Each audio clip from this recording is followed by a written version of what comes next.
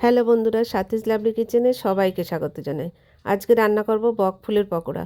তার জন্য নিয়ে নিয়েছি কিছুটা পরিষ্কার করা বক ফুল আর কিছু বেসিক মশলা। এখন একটা পাত্রে বেসন নিয়ে নিয়েছি পরিমাণ মতো। এই বেসনের ভিতরে দিয়ে দেব বেসিক মশলা গুঁড়ো, জিরে, ধনে, লবণ, লঙ্কা আর কালো জিরে। এবার এটাকে একটা হ্যান্ড মিক্সচার দিয়ে বেসন আর মশলাগুলো খুব সুন্দরভাবে মিশিয়ে নেব। এখন এখানে অল্প অল্প করে জল দেব আর সুন্দর একটা স্মুথ ব্যাটার তৈরি করে নেব। ব্যাটারটা দেখতে ঠিক এরকম হবে। এখন এই ব্যাটারের ভিতরে আগের থেকে যে পরিষ্কার করে রেখেছিলাম বকফুলগুলো, সেই বকফুলগুলো এর ভিতরে দিয়ে দেব আর বকফুলের গায়ে ভালো করে বেসনের ব্যাটার লাগিয়ে নেব।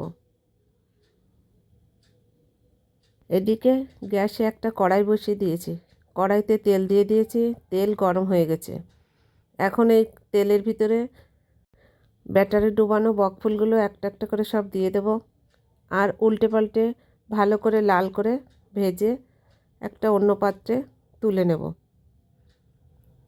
এরকম করে আমি সমস্ত বকফুলগুলো বেসনে ডুবিয়ে তেলে ভেজে নেব।